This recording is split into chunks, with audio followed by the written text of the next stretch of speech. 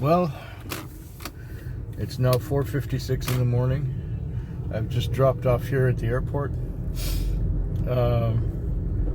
And then as soon as I dropped off at the airport, I got sent around to the back of the airport to pick someone up and bring them back to the departures. So I've had one to the airport and another one to the airport, but the second one was just from around the corner. It was a strange night in that I was getting shuffled around downtown, and when I finally made an escape, I was sent to a tavern or a pub, and I picked up this couple, and they went out to the ferries. That was like $80 in cash. So I happily dropped them off there, and I was ninth in line. But I figured, yeah, it's busy. It's the Canada Day weekend, you know. So after sitting there for about 45 minutes, there was a small ferry that caused two cars to get away. And then I went, and I was seventh. And when the ferry came in and people started getting off, the cars were starting to move, and I got away, and I went down to Gordon Head area for another $75 on the meter, or another $75 in Interac. And then as soon as I dropped that off, I got sent again to the airport. But it was not to be, because the customer ended up not needing the cab, but he didn't cancel either, so I was waiting for him until all the people had come out of the airport. And then I called him and I said, "Hey, do you still need a cab here at the airport?" He says, "No. The flight was canceled and my friend didn't come in on this." Why, you piece of shit.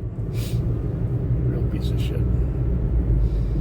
So anyways, that was a waste of time. Then I made it back into town, and it was relatively slow. I was doing about one trip an hour. I've only got 14 trips for the whole night, but I have $426 because of these longer fares, including the last one, or the second to last. The penultimate trip was the one that brought me out to the airport again, and then, yeah, there you go. So it's been a good start to the week, a good start to the month of July. I now officially have less than 6 years to go before I retire. That's good. That's very good. Can't wait. I should live so long.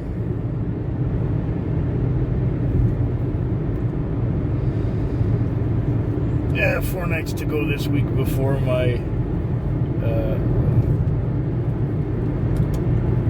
4 more nights to go this week, and a grand total of 9 more nights to go before I'm on vacation. Be back tomorrow. The time is now 5:05 a.m. and the reason why I'm using this angle is because I'm in a different car. I'm in a totally different car.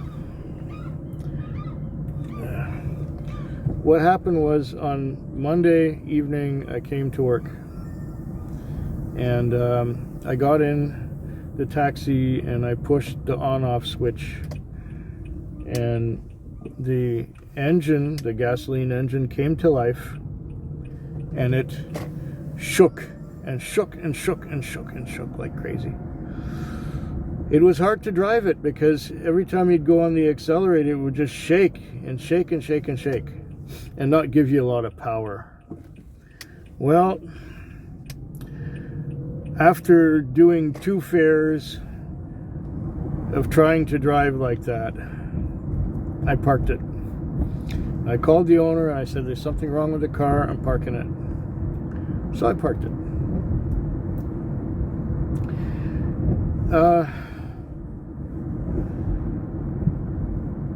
In the morning, I went down to the shop to find out what was wrong, and they were saying, oh, it's your engine is misfiring. There's a misfire on cylinder number 2. Okay, fine. He says, so probably all you need is a coil and a spark plug. Okay, a coil and a spark plug. Fine, bring it on. Says, oh, but first we have to let the car cool down so that we can determine what's wrong or right. Anyways, it took them all day to figure out that the head gasket's blown. The head gasket's gone. So he's saying, oh, you're going to need a new motor. I said, well, yeah, that's up to Adrian. That's not me. Adrian's the guy who owns the car. And so then I talked to Adrian, and basically he said, well, yeah, you're going to have to take tonight off too, because the replacement car isn't ready yet. They're going to have to spend all day tomorrow transferring the papers, putting plates on it, etc., etc., etc., getting some electronics figured out. And so there we were. I said, do you think it'll be ready tonight? And this was on the following night. He says, yeah, I think so. So I call him up just when I'm about to go out the door, and I ask him, so, how are we doing? He says, you're good to go, except we're having a bit of a problem getting the Interac machine to charge. I said, oh, all right, okay. So I came to work, and the Interac machine wasn't charging, and the tablet for the dispatch wasn't charging because it had a bad connection. So we found another thing to plug in, and I managed to get it to work after a fashion. And in order to get the Interac machine to plug in or to work, we had to get I found one of these, and well, this was for the other thing. This is like one of these guys that you can plug the machine in here with the USB port, and you could plug in the tablet there, and it sort of worked, but not that great. Anyway, the cable that we had for that thing was the cable was faulty, but we found a good cable, and I tried plugging it into that thing that I just showed you, and it worked after a fashion, but not so well. So I went and bought a power inverter, and I had to go to 2 different stores, because the first store I went, 3 different stores. The first store I went to was a Walmart. They didn't have any power inverters. The second store I went to was a Canadian Tire, but it closed at 7. So I had to go to another one that was open till 9. And I bought a power inverter. Now the power inverter was able to keep the tablet at the same charge level it was at before. And then I plugged in the Interac machine, and I can't get the Interac machine to plug in to charge up, even with the cable that was hardwired into the car's electrical system, or with the inverter that's plugged into the place where you usually put a cigarette lighter. And it's not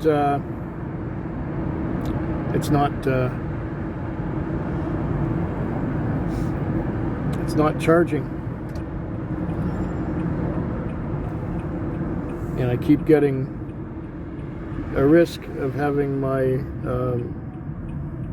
my battery too low, and maybe having an incomplete transaction. And the printout, it doesn't print out very well. I had to mark with a pen, you know, what happened with the Interac machine. Now all I need now, the time is 5:11 in the morning. My shift ends at 6. So wouldn't that be my luck to get a run to the airport and the guy wants to pay with his American Express card? It's not gonna work. Yeah. Great. And I can't get this Interac machine to charge no matter what, no how. So there is a problem somewhere. And I think it might be something internal in the Interac machine, which is really weird because we just switched cars. This is the car that was sitting in the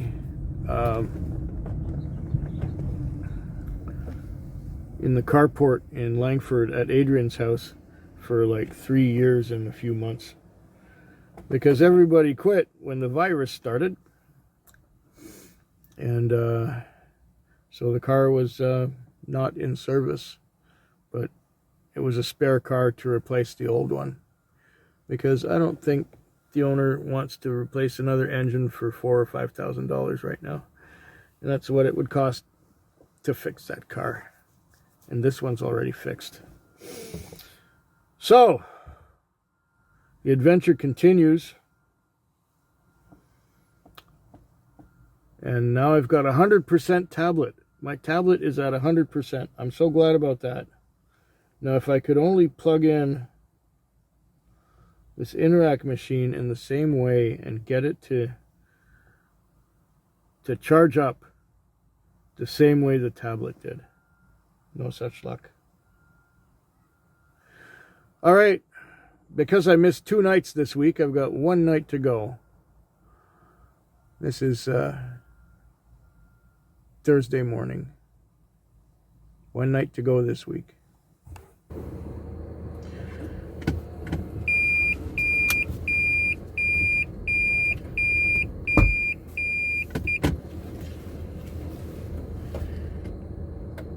Why do things look a lot different? I'm in a different car.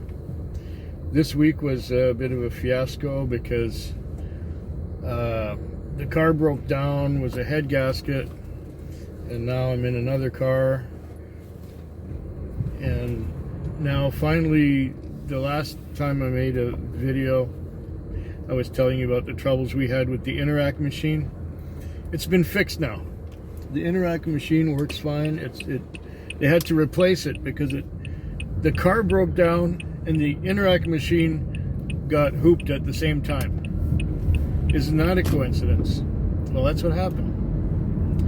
So now I'm in the new car, or the replacement car, and I just had a very busy night. I got $413 on. And I worked hard. I worked my ass off. I'm really tired.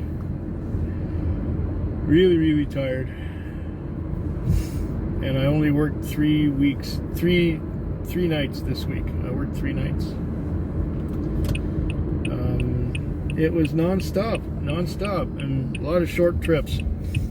28 trips, I think.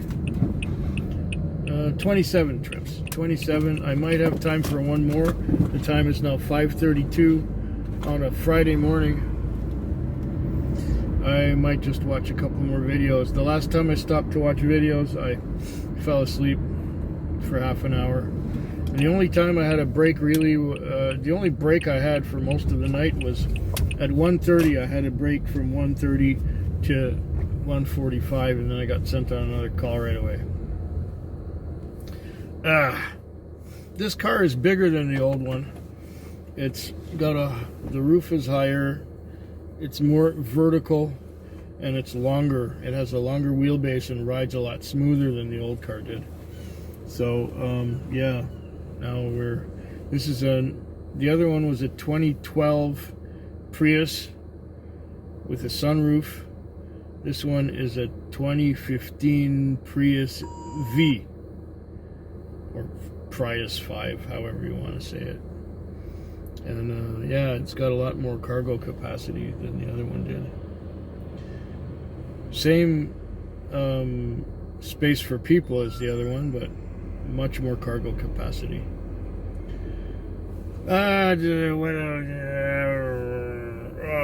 Been stressful. It has been a stressful night.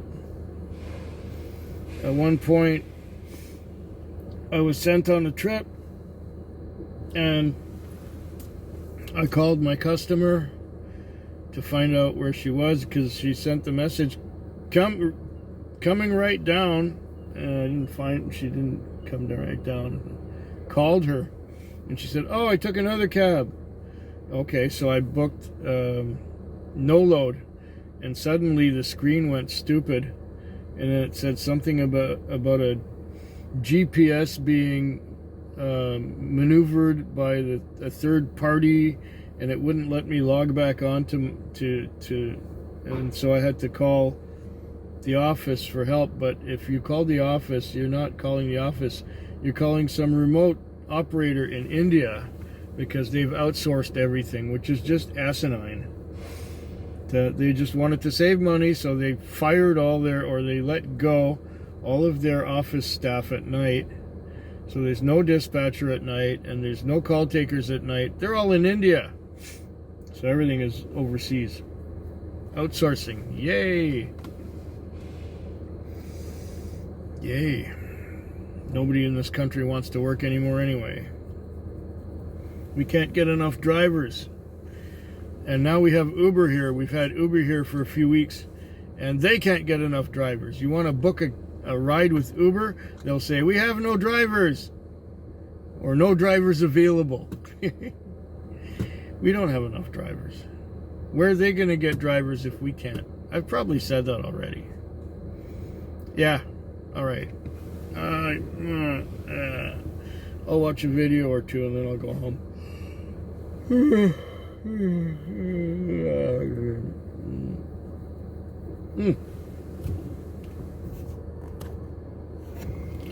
You know what I forgot to do?